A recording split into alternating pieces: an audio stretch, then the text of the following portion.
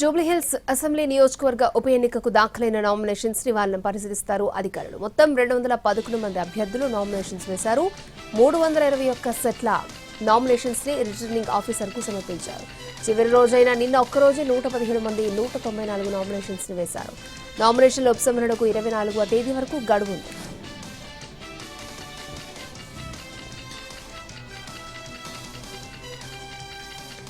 AP CM Chandrababu ఇవాళ దుబాయ్కి వెళ్తారు. ఉదయం 10 గంటలకు శంషాబాద్ ఎయిర్పోర్ట్ నుంచి బయలుదేరతారు. మంత్రులు TG Bharat, BC Janardhan Reddy, CM secretary Karthikeya Mishra Dubai టూర్కి వెళ్లనున్నారు. 3 రోజుల పాటు యూఏఈలో పర్యటిస్తారు. రాష్ట్రానికి పెట్టుబడుల సాధన కోసం యూఏఈలో సీఎం చంద్రబాబు బృందం పలువురు పారిశ్రామికవేత్తలతో పాటు యూఏఈ ప్రభుత్వ ప్రతినిధులతో చర్చించనుంది. వచ్చే నెల 14, 15వ తేదీల్లో విశాఖలో జరగనున్న సిఐఐ సదస్సుకు వివిధ సంస్థల ప్రతినిధులను చంద్రబాబు ఆహ్వానించనున్నారు. తొలి రోజు పర్యటనలో భాగంగా 5 కంపెనీలకు చెందిన పారిశ్రామికవేత్తలతో సమావేశమవుతారు. ఇవాళ దుబాయ్లో జరిగే సిఐఐ రోడ్ షోలో పాల్గొంటారు. Industrial, IT parks, logistics, warehousing సదుపాయాలు, పోర్ట్లు, షిప్ మేనేజ్మెంట్ వంటి రంగాల్లో పెట్టుబడులపై ఆయా సంస్థల ప్రతినిధులతో చర్చించనున్నారు.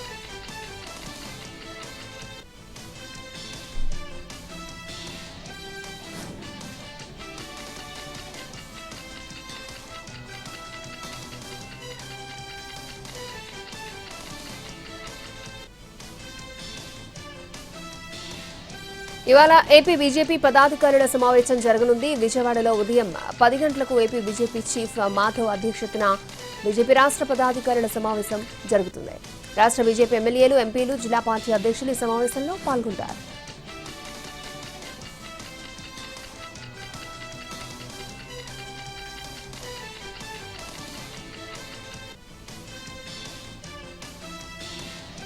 నైరుతి బంగాళాఖాతంలో ఏర్పడిన తీవ్ర అల్పపీడనం వాయుగుండంగా బలపడనుందని వాతావరణ కేంద్రం అధికారులు అంచనా వేస్తున్నారు.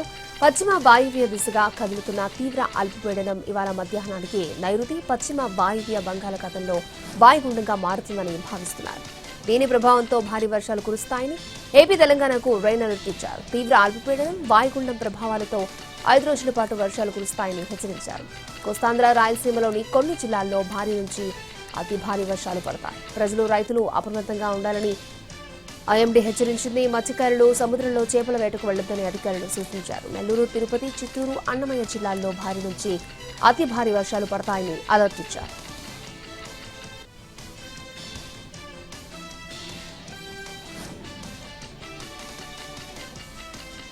నెల్లూరు జిల్లాలో భారీ వర్షాలు కురుస్తూ ఉండడంతో రెవెన్యూ, పోలీసు యంత్రాంగం పూర్తి అప్రమత్తంగా ఉండాలని ఆదేశించారు కలెక్టర్ హిమాంశు శుక్లా. అధికారులతో వీడియో కాన్ఫరెన్స్ నిర్వహించిన కలెక్టర్ లోతట్టు ప్రాంత ప్రజలను సురక్షిత ప్రాంతాలకు తరలించేందుకు ఏర్పాట్లు చేయాలన్నారు. తీర ప్రాంత ప్రజలు, మత్స్యకారులను అప్రమత్తం చేస్తూ ఎవరూ సముద్రంలోకి వెళ్లకుండా చూడాలన్నారు. కలెక్టరేట్లో కంట్రోల్ రూమ్ ఈ నెల 25 వరకు పనిచేస్తుందన్నారు. భారీ వర్ష హెచ్చరికలతో ఇవాళ నెల్లూరు జిల్లాలోని ప్రభుత్వ, ప్రైవేట్, ఎయిడెడ్ అంగన్వాడీ పాఠశాలలకు సెలవు ప్రకటించారు.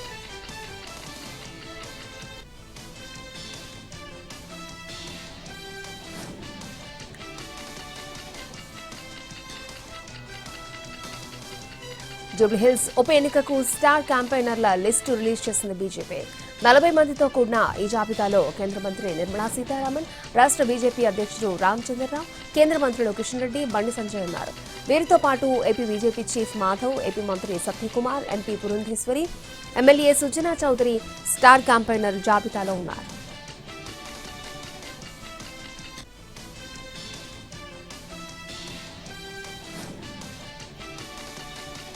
జూబ్లీహిల్స్ ఉప ఎన్నిక ప్రచారం కోసం 40 మంది స్టార్ క్యాంపెయినర్ల జాబితాను బీఆర్ఎస్ రిలీజ్ చేసింది. ఈ జాబితాను రాష్ట్ర ఎన్నికల ప్రధాన అధికారికి అందజేసింది. బీఆర్ఎస్ అధినేత కేసీఆర్ స్టార్ క్యాంపెయినర్ జాబితాలో ఉన్నారు. కేటీఆర్, హరీష్ రావు సహా 40 మంది సీనియర్ నేతలతో ప్రచారం చేసి వారి లిస్టు విడుదల చేసింది.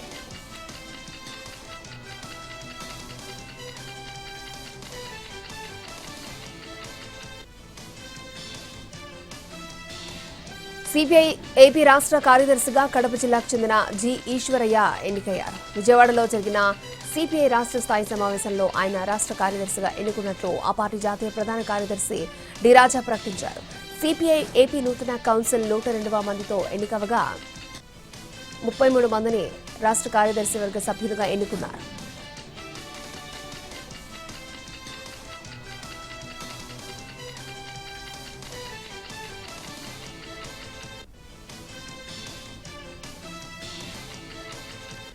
ఏపీ ఉద్యోగుల డీఏ జీవోలో సవరణలు చేసి మరొక జీవోనిచ్చింది సర్కార్. రిటైర్మెంట్ టైంలో డీఏ బకాయిలు కలిపేలా ఇచ్చిన జీవోలో మళ్లీ మార్పులు చేస్తూ కొత్త జీవోను రిలీజ్ చేసింది. డీఏ బకాయిల్లో 10% 2026 ఏప్రిల్లో చెల్లించాలని, మిగిలిన 90% బకాయిలు తదుపరి 3 వాయిదాల్లో చెల్లించాలని సవరణ జీవోలో ఉంటాయి.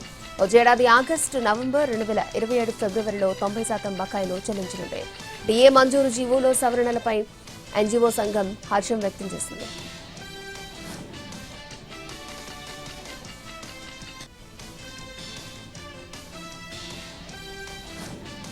పలమనేరు ఎస్ఐ లోకేష్ పట్ల వైసీపీ మాజీ ఎమ్మెల్యే వెంకటగౌడ్ దురుసుగా వ్యవహరించడం కలకలం రేపింది. పలమనేరు ఎమ్మెల్యే అనుచరులు మున్సిపల్ స్థలాన్ని ఆక్రమిస్తున్నారంటూ గుడియాత్నం రోడ్డు దగ్గరకు వెంకటగౌడ్ చేరుకున్నారు. అదే టైంలో ఎస్ఐ లోకేష్ అక్కడికి రావడంతో వెంకటగౌడ చిన్నులు తొక్కారు. మిమ్మల్ని ఇక్కడికి ఎవరు రమ్మన్నారంటూ తన అనుచరులతో కలిసి ఎస్ఐపై గొడవకు దిగారు. అంతేకాదు ఎస్ఐపైకి మాజీ ఎమ్మెల్యే వెంకటగౌడ దూసుకెళ్లడంతో ఉద్రిక్తతకు దారితీసింది. డైల్ 100కి సమాచారం ఇవ్వడంతో ఘటనాస్థలానికి చేరుకుని పరిస్థితిని అదుపులోకి తీసుకొచ్చారు పోలీసులు.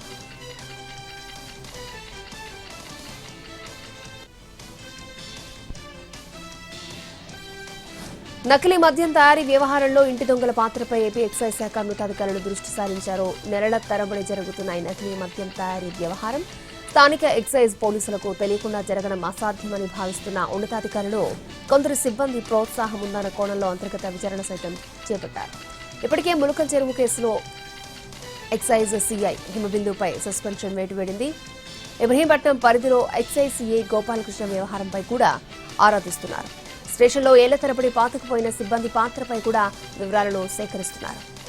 ఏఎస్ఆర్ బార్లో భారీగా నకిలీ మద్యం విక్రయించారు. జనార్దన్ రావు భాగస్వామిగా ఉన్న శ్రీనివాస వైన్స్లోనూ నకిలీ మద్యం అమ్మకాలు జరిపిన భవానీపురం ఎక్సైజ్ స్టేషన్కు తెలీదు అంటే ఎంతవరకు నమ్మగలం అనే చర్చ డిపార్ట్మెంట్లో జరుగుతోంది.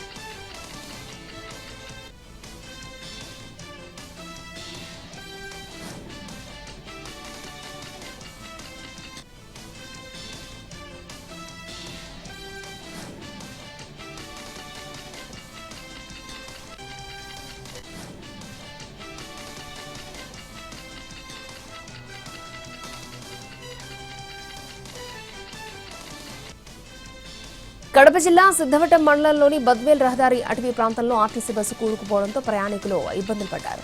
దెబ్బతిన్న కల్వర్టు ప్రాంతంలో తాత్కాలికంగా సర్వీస్ రోడ్డు ఏర్పాటు చేశారు. అయితే భారీ వర్షాలకు రహదారి దెబ్బతినడంతో రాకపోకలకు అంతరాయం కలిగింది. కడప నుంచి బద్వేలుకు వెళ్తున్న ఆర్టీసీ బస్సు ఈ ప్రాంతంలో కూరుకుపోవడంతో జేసీబీని తెప్పించారు. జేసీబీ సాయంతో బస్సును బయటకు లాగారు.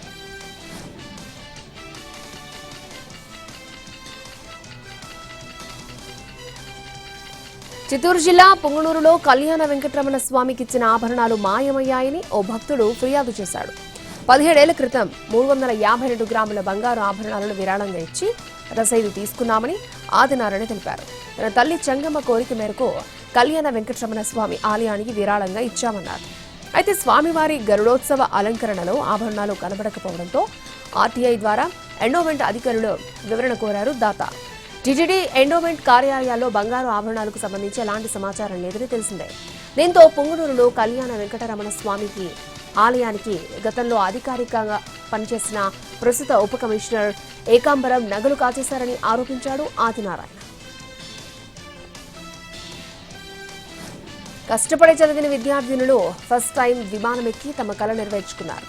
ఏలూరు జిల్లా పెదనిండ్రుకొలను హైస్కూల్ టీచర్ షేక్ మౌలాలి తన సొంత ఖర్చులతో 2 విద్యార్థినులను గన్నవరం నుంచి హైదరాబాద్ తీసుకెళ్లి అక్కడ ప్రముఖ పర్యాటక ప్రాంతాలను చూపించారు.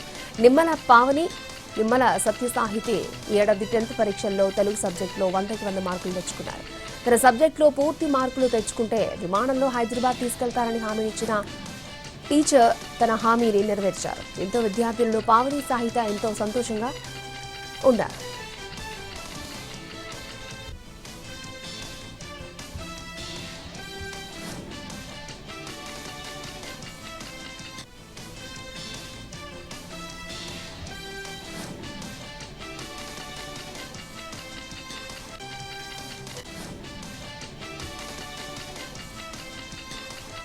కార్తీక మాసం ప్రారంభం అవడంతో శైవ క్షేత్రాలు భక్తులతో కిటకిటలాడుతున్నాయి. తూర్పుగోదావరి జిల్లా కొవ్వూరులో తెల్లవారుజామునే గోదావరి నదీ స్నానాలను ఆచరించారు భక్తులు. గోష్పాద క్షేత్రంలో సుందరేశ్వరుడికి ప్రత్యేక పూజలు, అభిషేకాలు చేస్తున్నారు భక్తులు.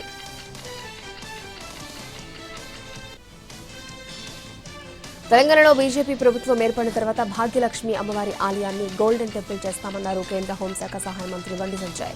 అమ్మవారు అత్యంత శక్తివంతమైన దేవత అని తెలిపారు. తాము ఎలాంటి వివాదాలు చేయడం లేదని స్పష్టం చేశారు. ఆర్ఎస్ఎస్ ను ఆపడం ఎవరితరం కాదన్నారు బండి సంజయ్.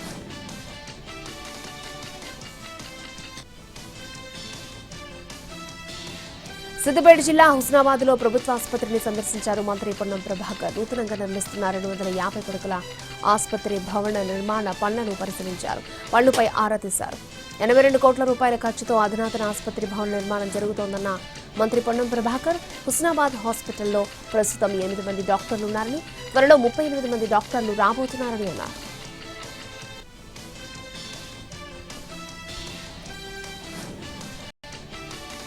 ఇంకా అజ్ఞాతంలో ఉన్న మావోయిస్టులు లొంగిపోవాలని తెలంగాణ డీజీపీ శివధర్ రెడ్డి పిలుపునిచ్చారు. తెలంగాణలో మరొక 65 మంది మావోయిస్టులు అజ్ఞాతంలో ఉన్నారని, వాళ్లంతా నిర్భయంగా సరెండర్ కావచ్చని తెలిపారు.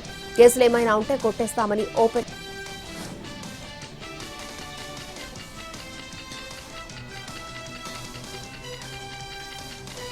మెదక్ జిల్లా నర్సాపూర్లోని మైనార్టీ గురుకులంలో 2 విద్యార్థులు అదృశ్యం కలకలం రేపింది. మిస్ అయిన విద్యార్థులను 8వ తరగతి చదువుతున్న అమీర్, 7వ తరగతి చదువుతున్న నవాజ్ అలీగా గుర్తించారు. దీనిపై నర్సాపూర్ పోలీస్ స్టేషన్లో ఫిర్యాదు చేశారు ప్రిన్సిపాల్.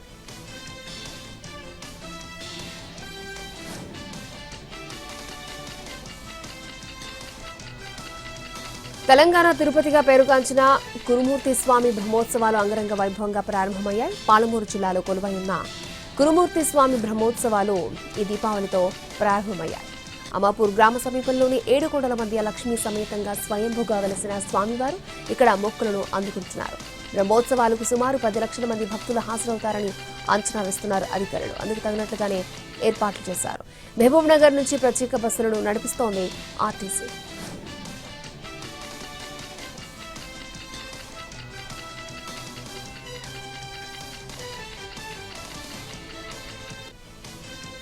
హైదరాబాద్ పై దీవాళీ ఎఫెక్ట్ గట్టిగానే పడింది. వీధులు దద్దరిల్లేలా టపాసులు కాల్చడంతో భారీగా వెలువడిన రసాయన పొగలు దుమ్ము ధూళితో కలిసి వాయు కాలుష్యానికి కారణమయ్యాయి. దీంతో సిటీలో పొల్యూషన్ లెవెల్స్ పెరిగిపోయాయి. ఎయిర్ క్వాలిటీ లెవెల్ సనత్ నగర్లో దారుణంగా పడిపోయింది. 153కు పైగా చేరింది.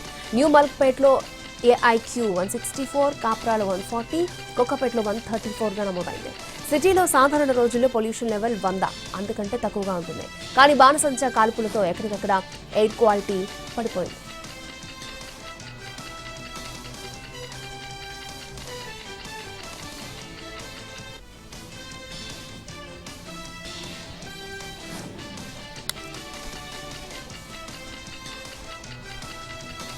నల్గొండ పోలీసులు ఈగల్ టీం సంయుక్తంగా చేసిన మెరుపు దాడులు మత్తు పదార్థాలపై కొరడా జలిపించారు. మత్తు సేవిస్తున్న 5గురిని, మత్తు పదార్థాలు అమ్ముతున్న 1ని పట్టుకున్నారు. మొత్తం 15 మంది నిందితులపై NDPS యాక్ట్ కింద కేసు నమోదు చేశారు. 7గురిని అరెస్ట్ చేశారు. నిందితుల్లో ఒకరు దారం కృష్ణ సాయి మెడికల్ షాప్ యజమాని. ప్రిస్క్రిప్షన్ లేకుండా మత్తు టాబ్లెట్స్ అమ్ముతున్నట్లు పోలీసులు గుర్తించారు. దీంతో మెడికల్ షాప్ ని సీజ్ చేశారు డ్రగ్ ఇన్స్పెక్టర్. నిందితుల నుంచి 30,000 రూపాయలు విలువ చేసే స్పాస్మో, ఫ్రాక్సివన్ ప్లస్ థర్మోడాల్ అల్ట్రా కింగ్ టాబ్లెట్స్ ని సీజ్ చేశారు.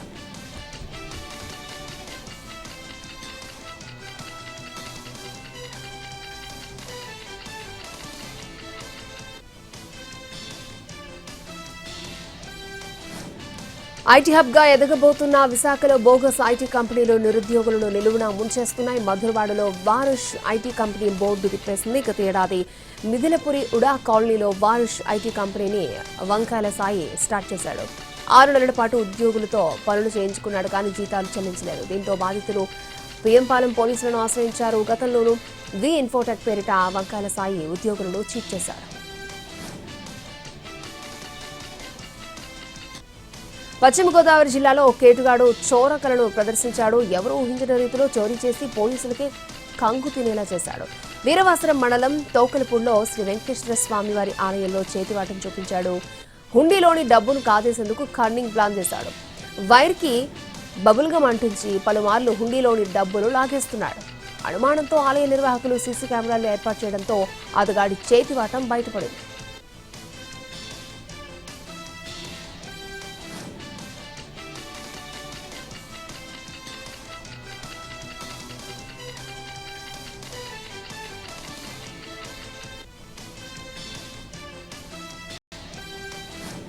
బీహార్ అసెంబ్లీ ఎన్నికల వేళ సీఎం నితీష్ కుమార్ ఆరోగ్యం మరొకసారి చర్చకు దారితీసింది. కొంతకాలంగా ఆయన ఆరోగ్య పరిస్థితి సరిగ్గా లేదంటూ విపక్షాలు ఆరోపిస్తూ ఉండగా దానికి బలం చేకూర్చేలా నితీష్ వ్యవహరించారు.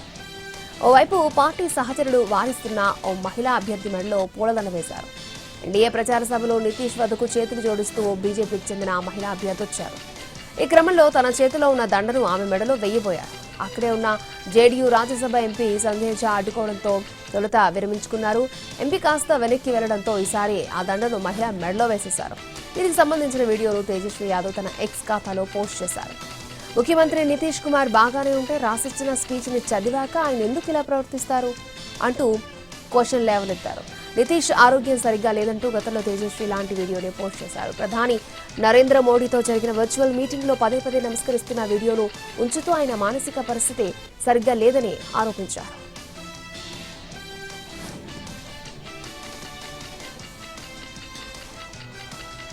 బీహార్ ఎన్నికల్లో బీజేపీ ప్రజాస్వామ్యాన్ని అపహాస్యం చేస్తోందని ఆరోపించారు జన సురాజ్ పార్టీ అధినేత ప్రశాంత్ కిషోర్. తమ పార్టీ నుంచి పోటీ చేస్తున్న అభ్యర్థులను నామినేషన్లు విత్డ్రా చేసుకోవాలంటూ ఒత్తిడి చేశారని మండిపడ్డారు. ఇందుకోసం కేంద్ర మంత్రులు స్వయంగా రంగంలోకి దిగారన్నారు ప్రశాంత్ కిషోర్.